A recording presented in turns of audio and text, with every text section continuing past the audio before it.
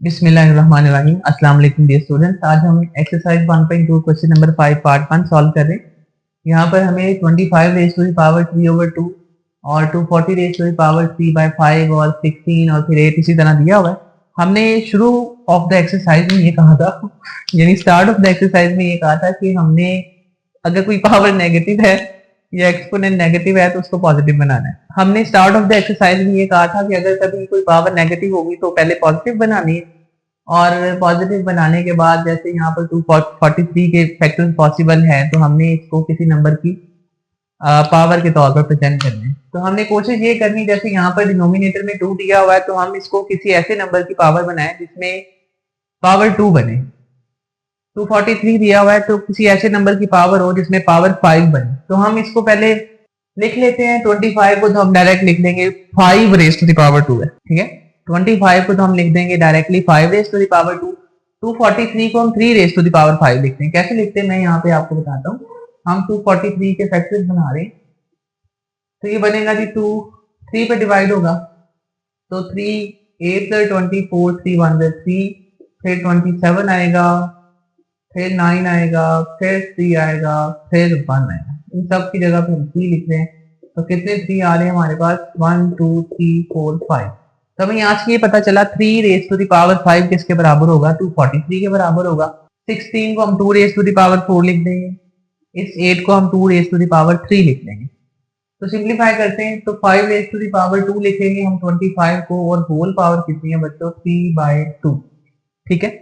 Then 243 को हमने लिखा 3 raise to the power 5 and whole power is 3/5 divided by 16 को हमने लिखा है 2 raise to the power 4 whole power is 5/4 multiplied by 8 को हमने लिखा 2 raise to the power 3 and whole power is 4/3।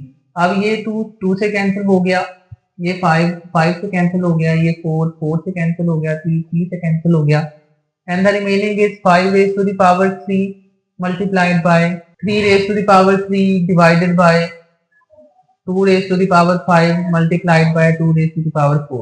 अगर यहाँ पर फर्दर सिंप्लीफाई करें तो 5 raised to the power 3 which is 125, 3 raised to the power 3 27 divided by 2 raised to the power 5 32 multiplied by 2 raised to the power 4 16। अब इन दोनों को multiply कर लें 125 into 27 कैलकुलेटर से और जब हम कैलकुलेटर के साथ 125 और 27 को मल्टीप्लाई करते हैं तो हमें आंसर मिलता है 3375 और अगर 32 को 16 के साथ मल्टीप्लाई करते हैं तो हमें आंसर मिलता है 512। तो ये हमने क्वेश्चन नंबर 5 का पार्ट नंबर 1 था। इसके बाद क्वेश्चन नंबर 5 का पार्ट नंबर 2 यहाँ पर हमें कुछ इस तरह से ये क्वेश्चन दिया गया है। हमें सिर्फ इतना करना है ये जो 9 की पावर में x लिखा हुआ है इधर 3 की पावर में 2x लिखा हुआ है इसको सिंप्लीफाई करना है। अगर ये खत्म हो गया तो बाकी नंबर्स रह जाएंगे, उनकी सिंप्लीफिकेशन आसान है, ठीक है। तो हम ऊपर वाले नंबर को लिख रहे हैं as it is 54 into 27 raise to the power 2x और इसको होल की पावर में 1/3 लिख रहा हूँ क्योंकि यहाँ पर इंडेक्स में 3 लिखा हुआ है, ये रेडिकल फॉर्म है। उस रेडिकल फॉर्म को हमने किस में कन्वर्ट कर लिया है एक्सपोनेंशियल फॉर्म में। रेडिकल फॉर्म से एक्सपोनेंशियल में कन्वर्ट करने के लिए मैं आपको एक जनरल एग्जांपल ले देता हूँ। जैसे हमारे पास एक सर्ड है ये जिसमें ये रेडिकल है, ये रेडिकल साइन है, n को हम इंडेक्स कहते हैं। अगर इसको एक्सपोनेंशियल फॉर्म में कन्वर्ट करना है तो हम लिखेंगे a raise to the power 1 over जो भी नंबर इंडेक्स में लिखा हुआ है वो आ जाएगा 1/n, सही है। तो इसी तरह हमने इस इंडेक्स को 1/3 लिख दिया, बाकी सारा हमने वैसे लिखा हुआ है डिवाइडेड बाय। अब यहाँ पर इस नंबर की बेस कितनी है 3 है तो इसी वजह से मैं यहाँ पर इस 9 को 3 की पावर 2 लिखूंगा और होल की पावर बच्चों x प्लस 1 प्लस 216 को हम अगर प्राइम फैक्टर्स बनाए तो ये 6 की पावर 3 होती है। 216 6 की पावर 3 होती है तो मैं इसको 2 into 3 की पावर 3 भी तो लिख सकता हूँ तो ये बनेगा 2 की पावर 3 3 की पावर 3। अगर ऐसे नहीं तो आप सिंपल ऐसे कर लें तो ये बन जाएगा 2 पे डिवाइड करेंगे 2 1 2। अब ये 1 चूंकि 6 से छोटा है तो हमें यहाँ पे एक 0 लगाना पड़ेगा तो ये बन जाएगा 16 2 8 16 फिर 2 5 10 2 4 8 फर्दर 2 पे डिवाइड करें 2 2 4 1 बच गया 2 7 14। अब 3 पे डिवाइड करेंगे तो यहाँ से 3 9 27 फिर 3 पे डिवाइड करेंगे तो फिर 3 3 9 और यहाँ से 3 1 3। हमें यहाँ से ये पता चला 1 2 3 2 की पावर 3 आएगी 1 2 3 3 की पावर भी 3 आएगी। तो इस 216 को हम 2 की पावर 3 इंटू 3 की पावर 3 लिख रहे हैं, ठीक है जी। और अंदर ब्रैकेट में लिखा हुआ है 3 raise to the power 2x minus 1। अब अगर फर्दर सिंप्लीफाई करें तो मैं 27 को फिलहाल के लिए 3 की पावर 3 लिख रहा हूँ, तो ये बन गया 54 into 3 raise to the power 3 और इसकी पावर लिखी हुई है 2x, होल पावर कितनी है बच्चों, whole power is 1/3। Further simplify करें तो it will become 3 raise to the power 2x plus 2, ठीक है। और प्लस यहाँ पर कर लें 2 रेज टू दी पावर 3, हमने 3 की पावर 2x प्लस 2 कॉमन लेना है, तो यही वाली टर्म हमें यहाँ पर इंट्रोड्यूस करानी पड़ेगी। तो हमने ये लिखा into 3 raise to the power 2x plus 2 चाहिए। अब गौर से देखें, ये भी 3 है, ये भी 3 है, दोनों मल्टीप्लाई हो रहे हैं, तो हम इनके एक्सपोनेंट्स को ऐड कर देंगे, तो ये 3 प्लस 2x माइनस 1 हो जाएगा। अच्छा, इसके बाद फर्दर अगर लिखें तो it will become 54 into 3 raise to the power, ये बन जाएगा 3 टू द 6x और whole power is 1/3 divided by, वरना हम यहाँ पे डायरेक्ट कैंसिलेशन भी कर सकते हैं, ये 3 इस 3 के साथ कैंसिल हो जाए ताकि आप लोग कंफ्यूज ना हो, इसलिए मैंने इसको इसके साथ मल्टीप्लाई करके 6x बना लिया, नहीं तो यहाँ से डायरेक्ट कैंसिलेशन पॉसिबल है। तो ये बन गया 3 raise to the power 2x plus 2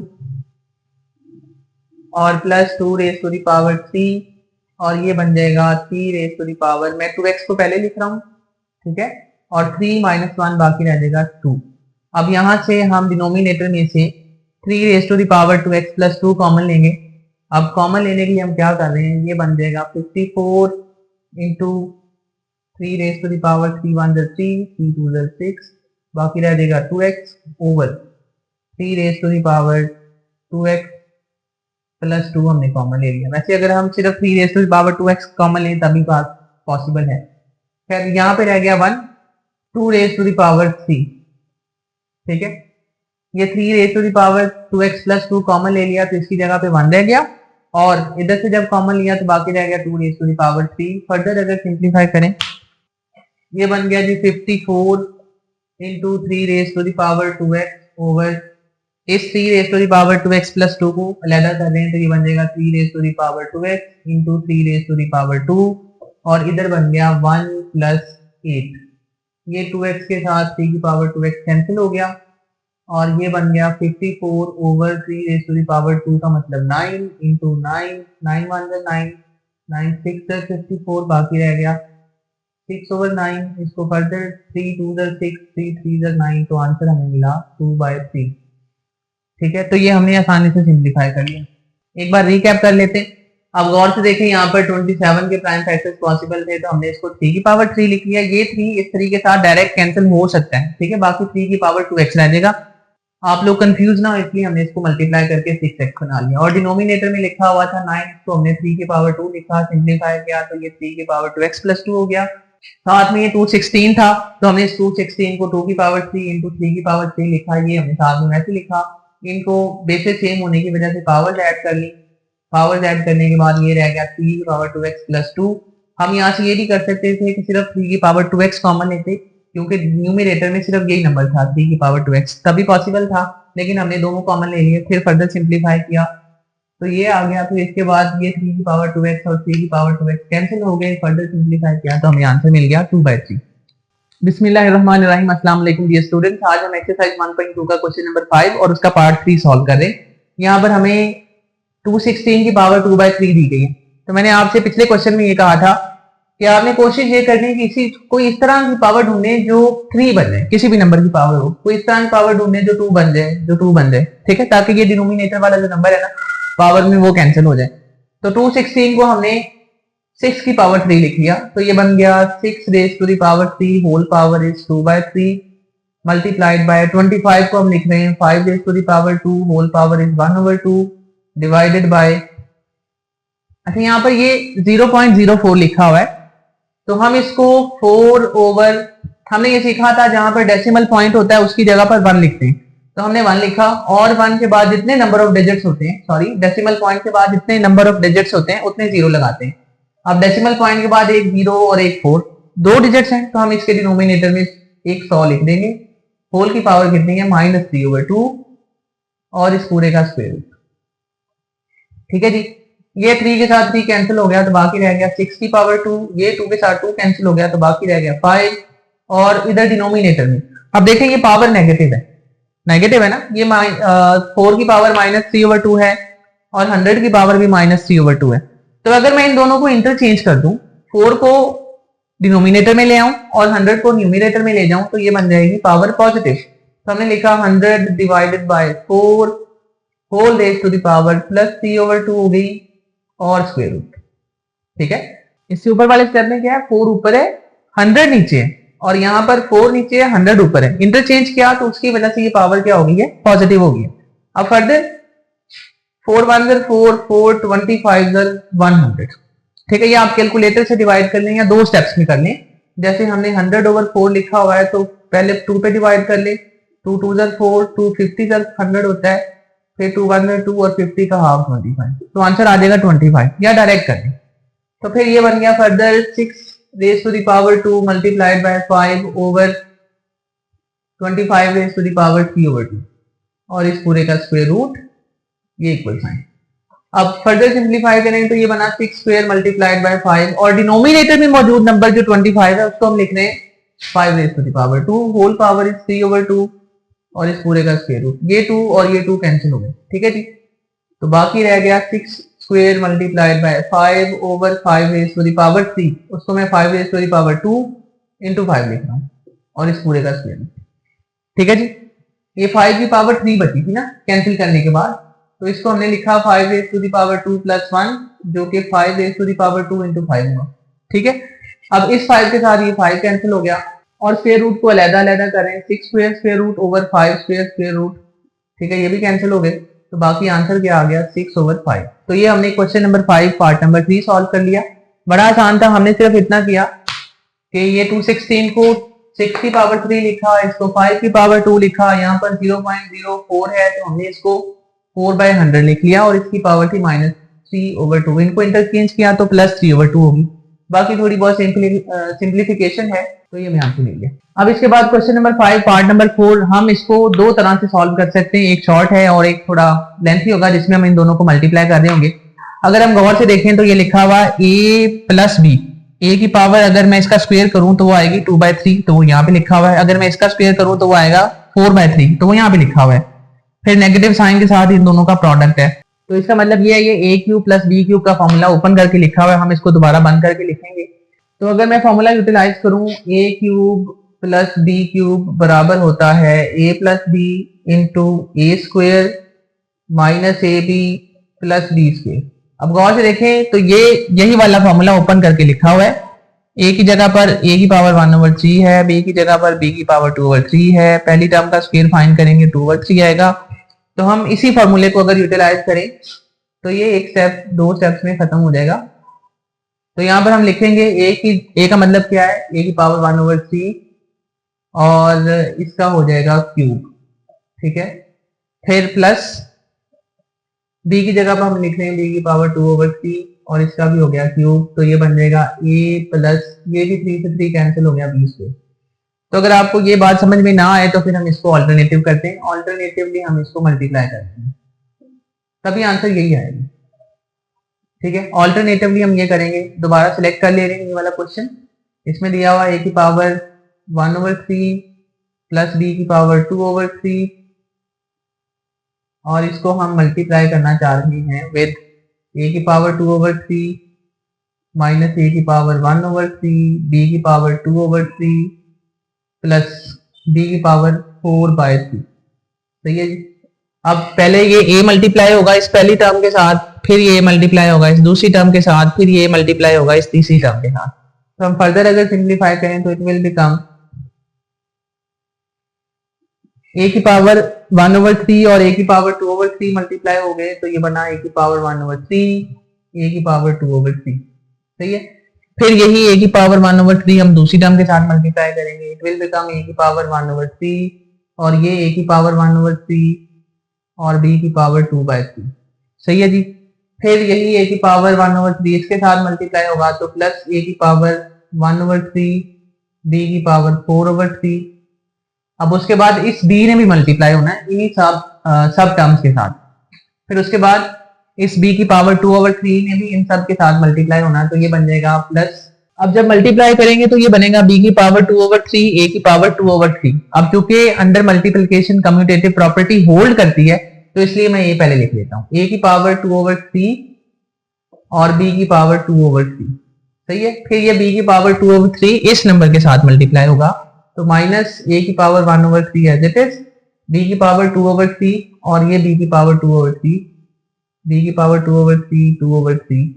फिर ये इसके साथ मल्टीप्लाई हुआ तो प्लस b की पावर 2/3 और b की पावर 4/3। अब देखें जहां पर बेसिस सेम है उनके एक्सपोनेंट्स को ऐड कर लें तो ये बन जाएगा a की पावर, दोनों एक जैसे हैं, मल्टीप्लाई हो रहे हैं 1 + 2/3, एलसीएम 3 आएगा ना, 1 जैसे लिखा हो 1/3 + 2/3 तो एलसीएम कितना आ जाएगा 3 और ऊपर आ जाएगा 1 + 2। सही है। अब इसके बाद ये भी तो दोनों एक जैसे हैं, माइनस a की पावर 1 + 1/3 और b की पावर आ गई बच्चों 2/3। सही है। फिर यहाँ पर ये a की पावर 1/3 और b की पावर 4/3 एज इट इज। अब ये वाली टर्म लिख रहे हैं a की पावर 2/3 b की पावर 2/3। अब यहाँ पर माइनस a की पावर 1/3 और ये b की पावर बन गई बच्चों, देखो इसकी पावर भी 2/3 है, इसकी पावर भी 2/3 है, तो मैं इसको लिखूंगा 2 + 2/3। ये भी दोनों एक जैसे हैं तो b की पावर 2 + 4/3। ठीक है। अब गौर से देखें फर्दर अगर हम इनको सिंप्लीफाई करें तो ये बन जाएगा a की पावर 3/3, ये पहली वाली टर्म। ये बन गया माइनस a की पावर 1 + 1 = 2/3 और b की पावर 2/3। ये ऐसी रहेंगे, a की पावर 1/3, b की पावर 4/3, a की पावर 2/3, b की पावर 2/3 माइनस a की पावर 1/3, b की पावर 4/3 और यहाँ पर हो जाएगी b की पावर 2 + 4 = 6/3। अब गौर से देखें ये a की पावर 2/3 b की पावर 2/3 नेगेटिव नंबर है, a की पावर 2/3 b की पावर 2/3 ये पॉजिटिव है, तो ये इसके साथ कैंसिल हो गया। ये a की पावर 1/3 b की पावर 4/3 पॉजिटिव है और ये माइनस a की पावर 1/3 b की पावर 4/3 नेगेटिव है, तो ये दोनों भी कैंसिल हो गए। ये 3/3 कितना रह गया 1, 3 से 3 कैंसिल हो गया ना, 3 1 3 3 1 3 तो 1 रह गया और यहाँ पर 3 1 3 3 2 6 तो बाकी रह गया प्लस b की पावर 2। हमने पहले भी सिंप्लीफाई किया था तो a + b की पावर 2 आया था, यहाँ पर भी वो सेम ही आंसर आया। तो आप इन दोनों मेथड्स में से कोई एक सिंप्लीफाई कर सकते हैं। ये अगर आपने फॉर्मूला याद कर लिया a³ + b³ ये आप लोगों ने क्लास 8th में भी पढ़ा हुआ है, ये इसके बराबर होता है a + b * जब हम इनको इनके साथ कंपेयर करते हैं तो ये राइट साइड लिखी हुई है, बंद करने में ये लेफ्ट साइड आ जाएंगी, तो हमने इसको 2 स्टेप्स में सिंप्लीफाई कर लिया। अगर आपको लगता है कि ऑकवर्ड है या समझ में नहीं आया तो अल्टरनेटिवली हम इन दोनों को मल्टीप्लाई करेंगे, ये कुछ ए आएंगे कुछ बी आएंगे, सिंप्लीफाई करेंगे कुछ कैंसिल हो जाएंगे, लास्ट में हमारे पास वही आंसर आएगा। उम्मीद है आप लोगों को ये समझ में आ गया होगा। अगर कहीं पर कोई कंफ्यूजन है तो आप लोग कमेंट सेक्शन में जरूर बताएं और अपनी राय का इजहार जरूर करें।